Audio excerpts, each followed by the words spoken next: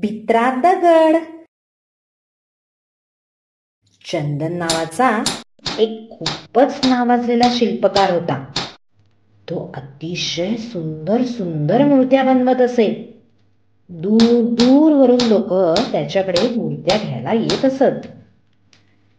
एके दिवशी एक शेठ त्याची प्रशंसा ऐकून त्याच्याकडे शिवाची एक मूर्ती घ्यायला आला. तू बनवलेल्या मूर्त्यांबद्दल मी खूप ऐकलंय. मला देखील एक छानशी शिवाची मूर्ती हवी आहे. मी खूप दूरवरून आलो आहे. माफ करा मला शेठजी, सध्या तरी माझ्याकडे शिवाची मूर्ती नाहीये. मी 2-3 दिवसात तुम्हाला एक छानशी मूर्ती बनवून देऊ शकतो. नाही नाही, मी इतके दिवस नाही थांबू शकत. उद्यापर्यंत मला ही मूर्ती बनवून देऊ शकशील का? ठीक आहे शेठजी, मी प्रयत्न करतो. शेठजी जाताच चंदन कामाला जुंपला.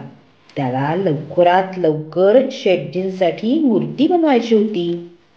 चंदन त्याच्या अवतीभोवती मोठा दगड शोधू लागला. अरे हे काय, आज तर एकही दगड नाहीये. आणि मी जर आता जंगलात गेलो तर खूपच वेळ लागेल मला. तेवढ्यात चंदनचे लक्ष एका दगडाकडे गेलं. त्याच दगडावर बसून तो नेहमी मूर्त्या बनवत असे. हे काय, आज याच दगडाचा वापर करतो मी. अरे हे काय करतोयस? तू आज माझ्यापासून मूर्ती बनवशील? हे तर खूपच कठीण होऊन बसेल रे. मला तर खूप भीती वाटते. माझी तर खूपच पिटाई होईल. आणि तू मला अवजारांनी ठोकशील, तोडशील. नाही नाही नाही रे, मला खूपच भीती वाटते. मला माफ कर रे, माझ्यापासून मूर्ती नको बनवूस. या घाबरण्यासारखं काय आहे? मी तुला भगवान शिवाचे रूप देणार आहे. थोड्याशा वेदना सहन करून तुला तुझ्या भीतीपासून कायमची सुटका मिळू शकेल.